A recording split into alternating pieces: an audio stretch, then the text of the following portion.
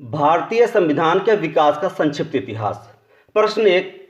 भारत में east India company के कार्यों को नियमित और नियंत्रित करने की दिशा में ब्रिटिश सरकार द्वारा लाया गया पहला एक्ट कौन था? आपका उत्तर होगा ऑप्शन ए 1773 ईस्वी का रेगुलेटिंग एक्ट।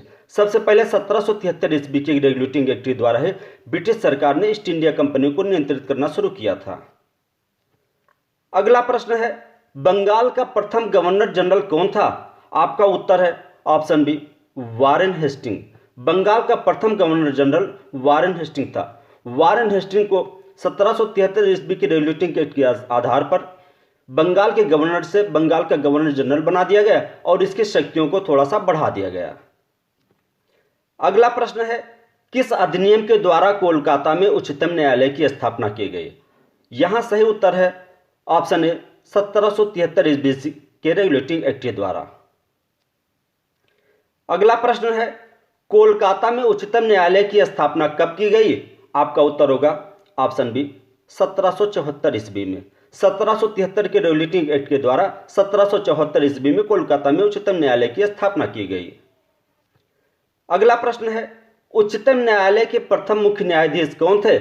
यहां सही उत्तर है option C Elijah Impey. Sir Elijah Impey उच्चतम न्यायालय के पहले मुख्य न्यायाधीश थे। इनके साथ 3 और न्यायाधीश थे जिनका नाम था चैम्बर्स, लिमेस्टर और हाइड। अगला प्रश्न है, बोर्ड ऑफ कंट्रोल का गठन किस अधिनियम के माध्यम से हुआ? यहां आपका सही उत्तर है ऑप्शन बी 1784 का पिट्स इंडिया एक्ट। 1784 के पिट्स इंडिया एक्ट के माध्यम से बोर्ड ऑफ कंट्रोल का गठन हुआ था और इस एक्ट के द्वारा दोहरे प्रशासन का प्रारंभ हुआ। पहला बोर्ड ऑफ डायरेक्टर बनाया गया जो व्यापारिक मामलों के लिए था और दूसरा बोर्ड ऑफ कंट्रोलर बनाया गया जो राजनीतिक मामलों को देखता था।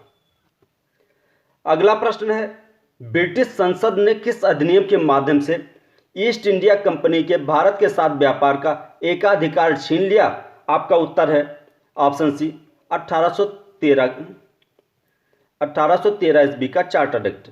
इस अधिनियम के माध्यम से ब्रिटिश संसद ने कंपनी से व्यापारिक एकाधिकार छीन लिया, किंतु उसे चीन के साथ व्यापार एवं पूर्वी देशों के साथ चाय के व्यापार का जो अधिकार था वो 20 वर्षों के लिए बढ़ा दिया गया, लेकिन भारत के साथ जो उसका व्यापारिक एकाधिकार था उसको 1813 ईस्वी के चार्टर्ड एक्ट अधिनियम द्वारा ले लिया गया था।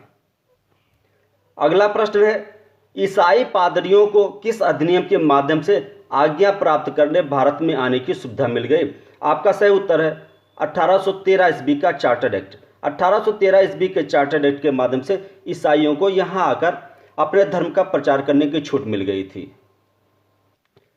अगला प्रश्न है, किस अधिनियम के माध्यम से ब्रिटिश संसद ने कंपनी के सभी व्यापारिक अधिकार पूर्णतः समाप्त कर दिए थे? आपका उत्तर होगा 1833 ईस्वी का चार्टर्ड अधिनियम। 1833 ईस्वी के चार्टर्ड अधिनियम के माध्यम से कंपनी के सभी व्यापारिक अधिकार समाप्त कर दिए गए और इसको प्रशासनिक इकाई बना दिया गया।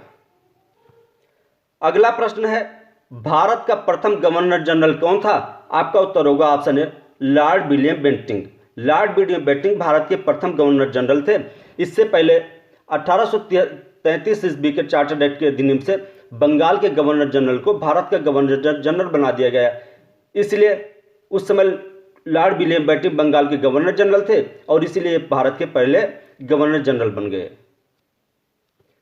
अगला प्रश्न है, किस अधिनियम के द्वारा गवर्नर जनरल की परिषद में विधि सदस्य के रूप में चौथे सदस्य को शामिल किया गया? आपका उत्तर होगा ऑप्शन डी 1833 ईस्वी का चार्टर अधिनियम।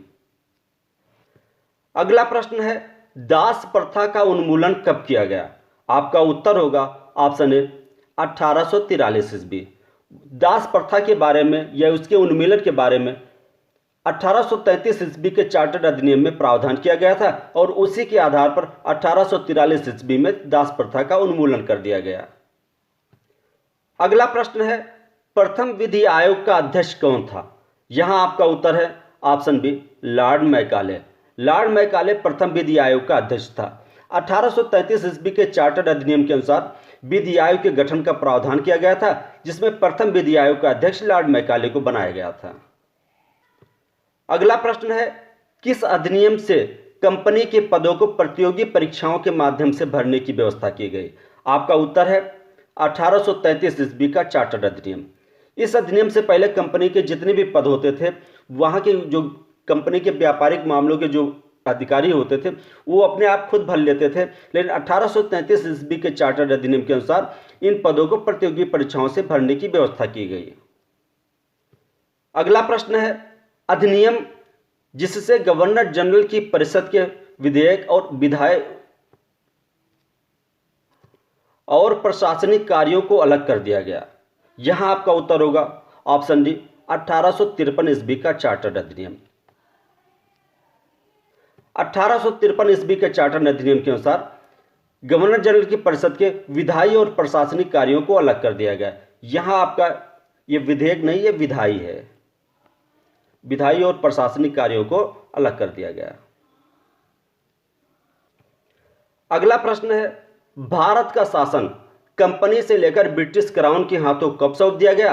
आपका उत्तर होगा ऑप्शन डी 1858 ईस्वी के भारत शासन अधिनियम के अनुसार। 1858 ईस्वी के भारत शासन अधिनियम के अनुसार भारत का शासन कंपनी से लेकर ब्रिटिश क्राउन को सौंप दिया गया था, और यह हुआ था भारत का प्रथम स्वतंत्रता संग्राम यानी 1857 के क्रांति के बाद।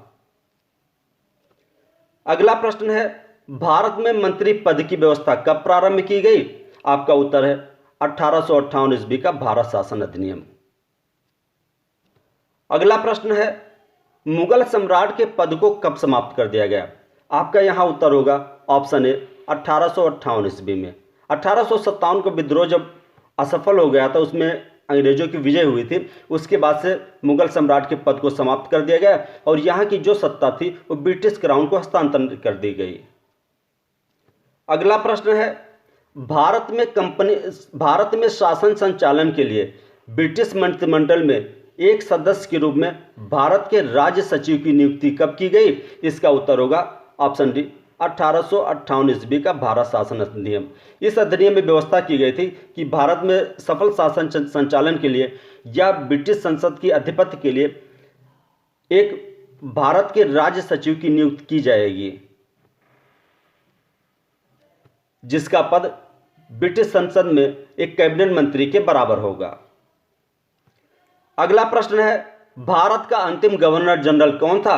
आपका उत्तर होगा ऑप्शन डी लॉर्ड कैनिंग।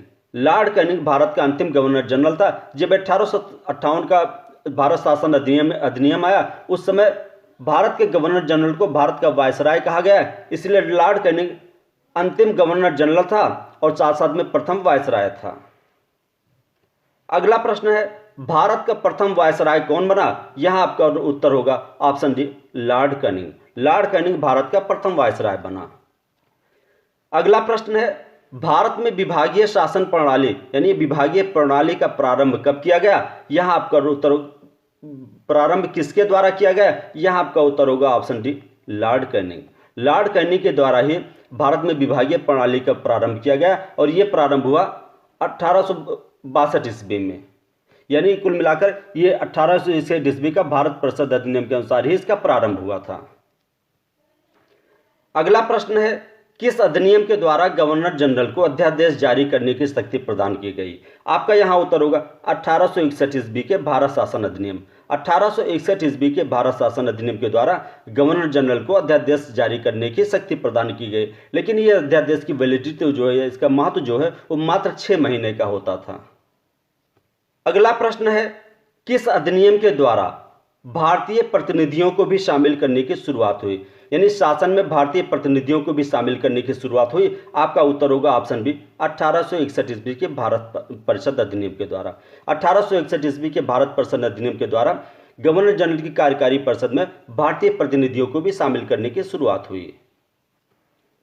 अगला प्रश्न है, 1862 ईस्वी में लॉर्ड कैनिंग द्वारा विधान परिषद में मनोनीत किए गए भारतीय सदस्य कौन थे? आपका उत्तर होगा ऑप्शन डी उपरोक्त सभी।